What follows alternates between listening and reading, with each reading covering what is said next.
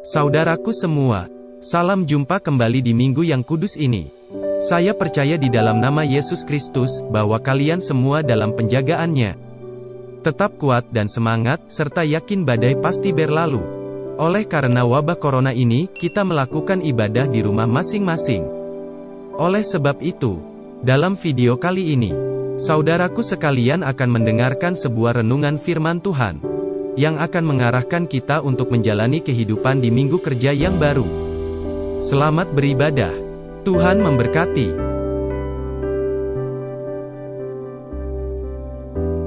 Bacaan Alkitab, Injil Lukas pasal 24 ayat 36-49. Tema, Kebangkitan Kristus memberi kekuatan, oleh Pendeta Tony Sahertian. Kekasih-kekasih Kristus, kini kita berada pada minggu ketiga setelah Paskah. Minggu ketiga setelah kematian ini disebut dalam bahasa Ibrani atau Latin adalah Jubilet. Jubilet artinya, bersukacita atau bersorak-sorailah bagi Tuhan. Dalam nama Tuhan Yesus hai seluruh bumi. Kalender gerejawi menyebutnya Jubilet. Sebab seharusnya melalui peristiwa kebangkitan dan penampakan diri Tuhan Yesus kepada para murid, merupakan kabar sukacita. Sebab apa yang Tuhan katakan terbukti, dan ini adalah sebuah peristiwa yang nyata, tidak dapat dibantah. Kebangkitan Tuhan Yesus yang diikuti dengan penampakan dirinya kepada para murid, merupakan rangkaian dari rencana besar Tuhan bagi penyelamatan manusia dari dosa. Tuhan Yesus bisa saja langsung naik ke sorga, tanpa harus menampakkan dirinya kepada para murid. Namun, hal itu tidak dilakukan, karena nubuatan harus digenapi. Untuk alasan itulah, Tuhan Yesus harus menampakkan diri kepada para murid, dan memperlengkapi mereka dengan kebenaran firman Tuhan, sebelum ia kembali kepada Bapanya di sorga. Kekasih-kekasih Tuhan Yesus Kristus, Injil Lukas menunjukkan perbedaan yang jelas antara Yesus yang bangkit itu dengan hantu. Berikut Alkitab mencatat perbedaan itu bagi kita. Pertama, hantu tidak makan dan minum, sementara Yesus bisa makan dan minum di hadapan para murid. Kedua, hantu tidak memiliki tubuh jasmani, sementara Yesus yang datang kepada mereka dan menyuruh menyentuh tubuh jasmani yang telah dimuliakan. Bahkan tubuh itu pun terlihat jelas bekas luka di tangan, kaki, serta tubuhnya. Ketiga, hantu tidak dapat berkomunikasi langsung dengan manusia yang hidup, sementara Yesus dapat berkomunikasi langsung dengan para murid tanpa perantara. Dari ketiga fakta di atas, maka dengan iman kita katakan bahwa Yesus yang bangkit ini bukan hantu. Ia adalah Yesus yang selalu ada bersama dengan para murid. Namun kini ia ada dalam tubuh yang dimuliakan. Yesus yang mati dan telah bangkit dengan tubuh yang utuh seperti ketika ia mati. Sahabat-sahabat Kristus, kalau Tuhan Yesus sudah bangkit dari antara orang mati, lalu menampakkan diri sebagai penggenapan nubuatan, maka apa makna dari kebangkitan dan penampakan diri Tuhan Yesus Kristus itu bagi murid-murid tetapi juga kepada kita sebagai pengikut-pengikutnya? Ada tiga hal penting yang dapat kita pelajari bersama. Jika Kristus tidak dibangkitkan dan menampakkan diri pada murid-muridnya, maka sia-sialah baptisan kita. Mengapa demikian saudara? Karena baptisan adalah lambang dari mati dan bangkit bersama-sama dengan Tuhan.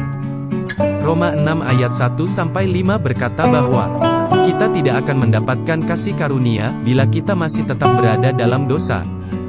Jadi kita harus tahu bahwa kita semua telah dibaptis dalam Kristus, dalam kematian bersama dengan Dia, supaya sama seperti Kristus telah dibangkitkan dari antara orang mati oleh kemuliaan Bapa, demikian juga kita akan hidup dalam hidup yang baru.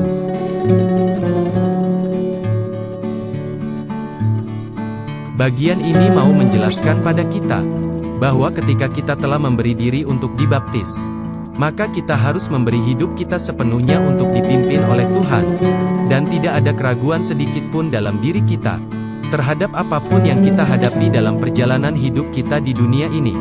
Karena kebangkitan serta penampakannya bagi murid-murid menyatakan bahwa ia hidup dan berkuasa atas maut, maka ia sendiri yang akan memberikan kekuatan bagi kita yang menaruh harap serta selalu setia dalam baptisan kita.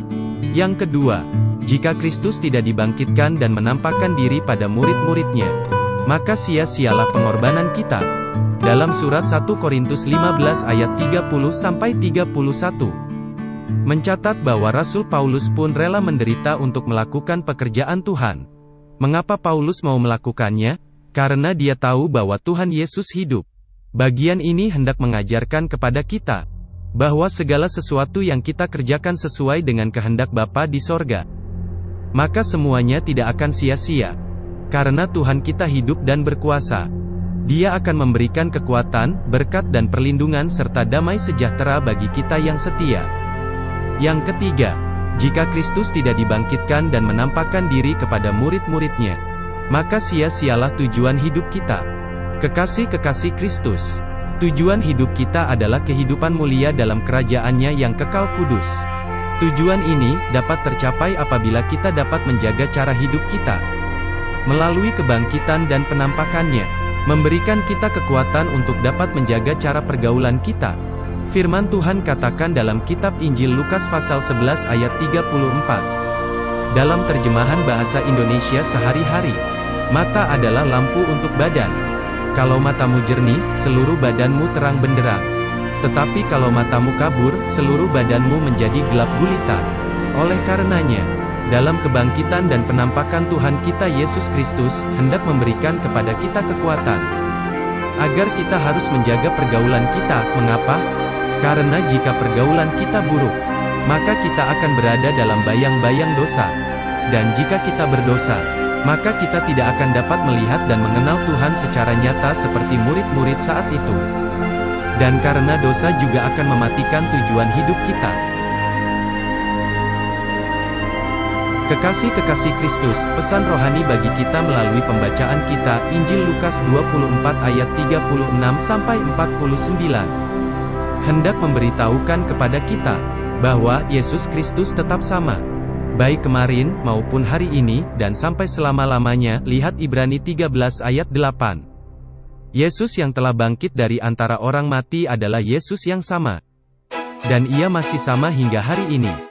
Hari-hari ini, kita diperhadapkan dengan peristiwa besar yang mengguncang dunia, Indonesia, Papua dan sampai di sekitar kehidupan kita. Virus corona mampu membuat seluruh aktivitas kita terganggu. Tidak sampai di situ saudara, kebebasan kita untuk bersosialisasi dengan sesama pun terbatasi. Bahkan lebih kejam lagi, ada begitu banyak manusia yang tidak lepas dari sengatan COVID-19 ini, dan sampai harus mengakhiri pertandingan hidupnya. Lantas, apakah kita harus kalah dengan keadaan ini? Firman Tuhan bagi kita saat ini memberikan kekuatan pada setiap kita. Ketika Ia menampakkan diri kepada semua murid, kemudian Ia berkata, "Damai sejahtera bagi kamu." Yesus ingin kita bahagia. Ketika Ia ada di bumi ini, Ia pernah berkata, "Janganlah gelisah hatimu. Percayalah kepada Bapa, percayalah juga kepadaku." Ia mengatakan itu hari ini. Ia ingin kita sebagai anak-anaknya memiliki sukacitanya di dalam diri kita, sehingga sukacita kita menjadi penuh. Bahkan ketika kita tertekan, Yesus berbisik kepada kita, "Damai sejahtera bagi kamu." Ia mengasihi kita semua saat ini. Mungkin saat ini kita ada dalam situasi takut dan tertekan dengan apa yang terjadi. Namun saat ini Ia menghampiri kita dan berkata, "Damai sejahtera bagi kamu." Kita telah memperoleh kekuatan dan melihat dengan jelas bahwa Yesus sangat mengasihi kita dan hendak menolong kita. Ambil hal positif dari peristiwa besar yang sementara mengguncang iman dan dunia ini, bahwa Yesus menginginkan perubahan sikap hidup manusia yang bersahabat dengan lingkungan, dan terus menjaga persekutuan jemaat, tetap mendirikan dan menjaga mezbah Tuhan di rumah kita masing-masing tetap berjalan, agar kita kuat menghadapi pertandingan hidup kita masing-masing. Amin. Terima kasih atas perhatian yang sungguh dari saudaraku sekalian, atas pemberitaan firman Tuhan ini. Saya percaya bahwa Tuhan turut bekerja mendatangkan kebaikan bagi orang-orang yang percaya kepadanya. Damai sejahtera Kristus menyertai kamu.